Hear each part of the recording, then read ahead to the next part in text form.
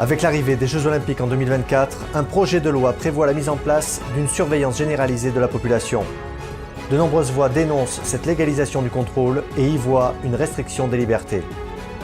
La ville d'Oxford compte restructurer son territoire en ville 15 minutes.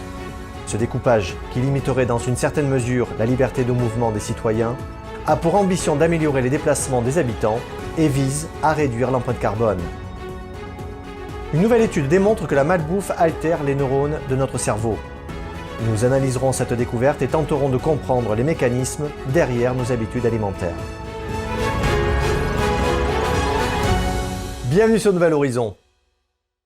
Le 28 mars dernier, un sérieux coup de tonnerre a frappé la France dans un quasi-silence médiatique, éclipsé par la réforme des retraites.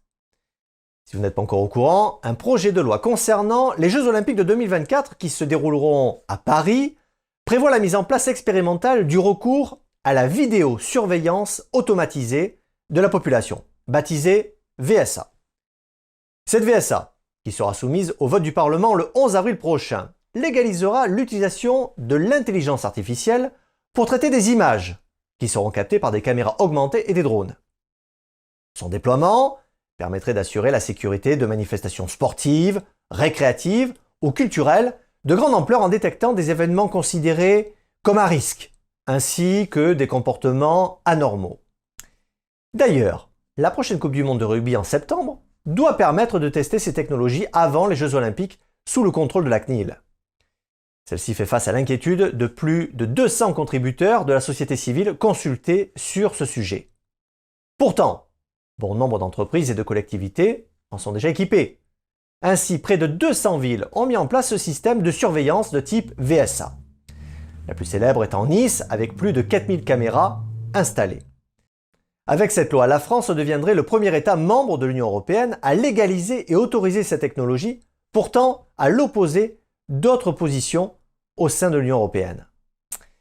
Une adoption qui risque d'entrer en conflit avec la loi européenne en discussion sur l'IA, et la position allemande qui est opposée elle aussi à la surveillance de masse biométrique en Europe. Côté politique, le député Stéphane Peu parle de l'expérimentation de la VSA comme d'une ligne rouge et inessentielle à l'organisation de ces Jeux. Une position que tempère Winston Maxwell, directeur d'études en droit et numérique à Télécom Paris.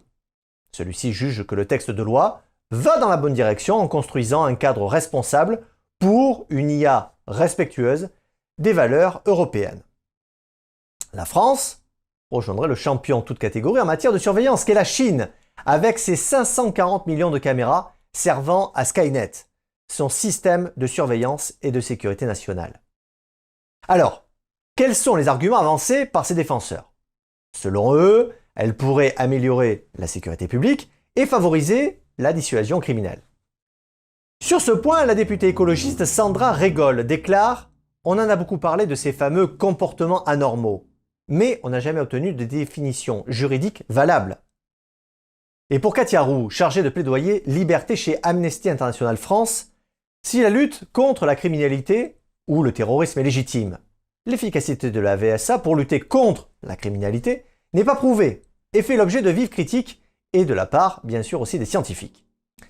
Madame Roux a par ailleurs déclaré que les JO 2024 ne doivent pas servir de prétexte pour faciliter l'instauration d'un état d'exception permanent. Alors, la vidéosurveillance empêche-t-elle réellement les infractions? De rares études pointent unanimement vers l'inutilité de la vidéosurveillance. Un exemple est parlant. Il s'agit d'une étude commandée par la gendarmerie en 2021 et portant sur plus de 1900 enquêtes. Le rapport a mis en lumière un faible taux d'élucidation des infractions et des effets quasiment nuls en matière de prévention de la délinquance. Face à cette course aux caméras dans les villes et au projet de loi des JO de 2024, plus de 37 organisations européennes et internationales et hommes politiques sont vent debout et réclament le retrait de plusieurs articles du projet de loi. Citons par exemple la Ligue des droits de l'homme, Amnesty International ou encore le Conseil national des barreaux. Donc, pour certains, le gouvernement cherche à combler le déficit de dizaines de milliers de vigiles et agents de sécurité à former pour assurer la sécurité des JO. L'association La Quadrature du Net, dans une étude de 2023, souligne, entre autres, plusieurs points problématiques et inquiétants, comme l'absence flagrante d'évaluation publique concernant la vidéosurveillance, l'acceptation d'une déshumanisation du rapport des citoyens avec l'État, ou encore le coût faramineux de cette vidéosurveillance. Face à une technologie jugée incompatible avec la défense de règles démocratiques et protectrices de l'Union européenne, la balle est désormais dans le camp des députés, au regard des nombreuses inquiétudes exprimées. Finalement, la VSA ne serait-elle pas qu'une perte de temps et d'argent avec une profonde remise en cause de nos droits et libertés? Un débat à suivre. Nous allons aborder maintenant un nouveau concept qui nous vient tout droit du Forum économique mondial. Je veux parler de la ville du quart d'heure, ou autrement appelée la ville 15 minutes. Ce nouveau concept qui prévoit un découpage des grandes villes en districts a pour mission de les décarboner durablement. C'est Carlos Moreno, directeur scientifique à l'Université Paris 1 Panthéon-Sorbonne, qui a initié la 15 Minute City. Pionnier de la ville intelligente à l'Institut d'IAE Sorbonne Business School, il se définit comme un passeur de monde.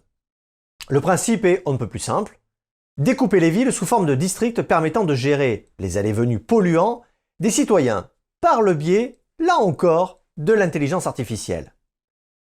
Ne pensez pas que ce dispositif se déploierait dans un futur lointain, car le conseil du comité d'Oxfordshire propose de commencer par Oxford, et ce, dès 2024. Inutile de vous signaler que cette nouvelle a fait couler beaucoup d'encre aux quatre coins du monde, d'autant que d'autres villes comme Brisbane, Hambourg, Berlin, Paris et d'autres souhaitent suivre cet exemple. Alors, pour être un peu plus précis, cette ville 15 minutes a pour ambition de créer une ville de proximité facilitée où tous les habitants d'un district délimité trouveront commerce, travail, loisirs dans un rayon de 15 minutes à pied ou à vélo. Pour l'heure, difficile de savoir à quoi se rapporte la mesure de distance. En effet, 15 minutes à pied représentent environ 1,25 km, alors qu'en vélo, nous pouvons aller jusqu'à 5 km. Si nous ramenons ces données dans l'équation d'Oxford, nous obtenons une surface de 45 km² qui sera divisée en 6 districts, soit l'équivalent de 8 km sur 8 km de côté. Si la distance pour se rendre au travail dépasse la limite du district, vous devrez prendre un circuit périphérique. Il est vrai que par le passé, les quartiers des villes étaient naturellement organisés par autosuffisance. Sauf qu'aujourd'hui, certaines choses ont changé, à commencer par un plan de filtrage qui va prévoir des caméras de reconnaissance, des plaques d'immatriculation. Ces dernières verbaliseront de 80 € toute voiture privée qui franchira sans autorisation la limite du district entre 7 h et 19 h. Pour les autorisations, la règle est simple. Les résidents pourront demander un permis de traverser les filtres pour 100 jours par an, et les résidents vivant en dehors jusqu'à 25 fois par an. Bien que la ville d'Oxford annonce qu'il y aura de nombreuses exceptions, appliquées selon les cas, les contestations sont nombreuses. La baisse du CO2 attribuée aux fermetures et confinements de la pandémie ont entraîné une baisse de 7% des émissions de carbone.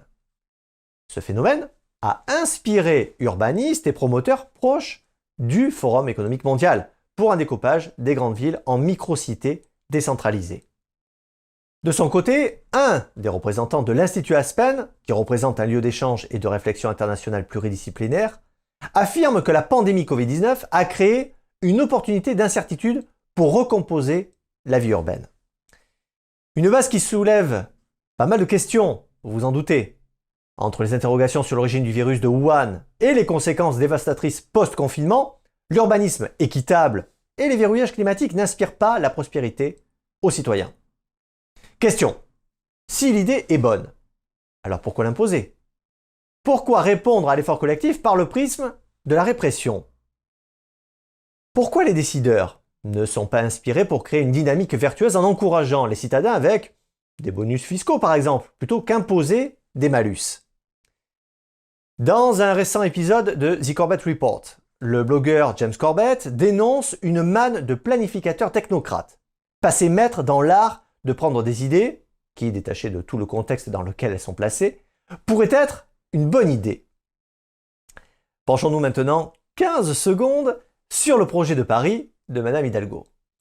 Elle a publié dans son fil Twitter le croquis suivant, qui, disons-le, semble tout droit sorti d'un manuel d'enseignement de l'école primaire. D'autres approches semblent s'ancrer dans la réalité de nos mégalopoles, comme Yolissa Kani, opérateur du rail sud-africain, qui voit la ville du quart d'heure comme une illusion. Ou son confrère britannique, Sir Peter Handy, qui affirme que la technologie ne fera pas disparaître la vraie vie. Pour ce dernier, sans mobilité, il n'y a pas de futur, se rappelant, comme tout le monde a adoré, la réouverture des bars en avril 2020. Car le contact humain nous manquait.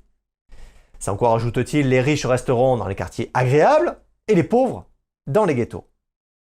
Finalement, sous couvert de praticité et de bien vivre ensemble, ce concept pourrait ostraciser une partie des citoyens qui se verraient peut-être un jour refuser d'accès à un territoire donné car ils ne rempliraient pas les conditions requises.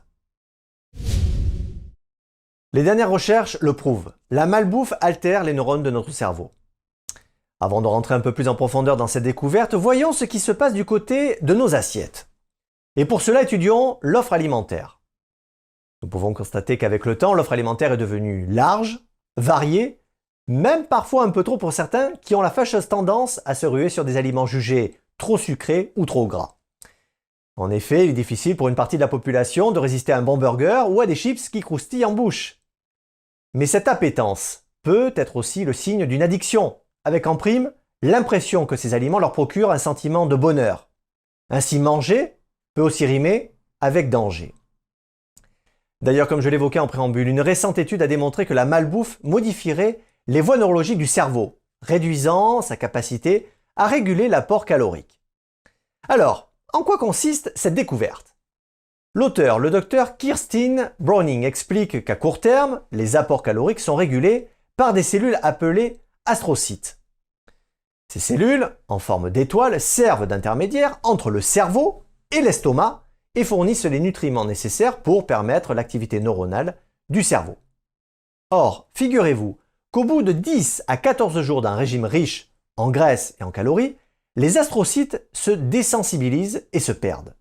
Du coup, l'altération des neurones du cerveau a pour conséquence de perturber le signal transmis à l'estomac et retarde la façon dont il se vide. Bien entendu, la recherche essaie de découvrir s'il est possible de réactiver la capacité apparente perdue du cerveau pour réguler l'apport calorique. Une telle découverte ouvrirait la voie à des interventions pour aider à rétablir la régulation calorique chez l'homme. En attendant, si nous sommes conscients qu'une alimentation déséquilibrée a des conséquences dommageables sur notre santé physique, en est-il de même sur notre santé mentale ? Un exemple. Sachez, mesdames, que les femmes enceintes qui se nourrissent de junk food, riches en gras, en sucre et pauvres en nutriments, donneraient davantage naissance à des enfants colériques. Ce lien entre propension à l'agressivité et alimentation déséquilibrée a également été prouvé aux Pays-Bas lors d'une expérience menée en prison. Alors, au regard de toutes ces informations, pourquoi nos choix alimentaires sont-ils devenus si difficiles ? Ce qu'il faut comprendre, c'est que le contexte social, les facteurs liés à la vie professionnelle, à la famille et plus récemment le rapport à la nature et à l'environnement influencent nos choix. D'ailleurs, depuis les années 60, l'industrie alimentaire a ajouté aux alimentations des ingrédients qui nous donnent envie de manger plus, tout en jouant avec des facteurs visuels, psychologiques et gustatifs qui influencent les choix des consommateurs. Figurez-vous que chaque jour, nous prenons environ 200 décisions concernant la nourriture. Et que dans un supermarché ordinaire, le consommateur doit faire son choix parmi 12 000 produits en moyenne. Mais manger influe sur nos émotions, et nos émotions influent sur notre alimentation. Nous venons au monde avec l'instinct de ce qui est bon pour nous. Des études ont montré que quand ils ont le choix, les jeunes enfants se tournent vers des aliments très variés, y compris les légumes. Mais arrivés à l'âge adulte, nous ne mangeons quasiment plus de manière instinctive. Nos émotions sont aux commandes. Et ce qu'on aime particulièrement, ce sont les aliments sucrés. Sans le sucre, nous mangerions beaucoup moins et surtout beaucoup mieux. Et c'est précisément là notre talon d'Achille. Les grands groupes agroalimentaires l'ont bien compris et jouent avec ces émotions en mettant au point le meilleur argument de vente à partir des résultats de tests hédoniques réalisés dans le laboratoire d'analyse sensorielle. Un autre facteur à prendre en compte est le fait que l'être humain vise à l'individualité. Face à des goûts différents en matière de café ou de chocolat par exemple, il s'agit pour l'industrie agroalimentaire d'offrir toutes les options possibles, une façon de faire sentir à chacun qu'il est unique Mais savons-nous seulement les raisons qui nous poussent à manger? Une étude démontre que la sensation de faim est un instinct lié à notre nature profonde, et visiblement, nous en sommes éloignés au fil du temps. Ce rôle vital, qui est d'assurer la survie de l'homme, est perturbé par d'autres raisons qui nous incitent à manger. On peut manger parce que c'est bon, pour raison de santé, pour se réconforter, parce que c'est naturel, ou encore bon marché. Comme vous pouvez le constater, faire un choix éclairé et en toute conscience devient de plus en plus compliqué, surtout face à une industrie agroalimentaire qui rivalise de stratégies pour vendre ses produits auprès des consommateurs. Merci d'avoir suivi Nouvel Horizon, prenez soin les uns des autres et restez libres.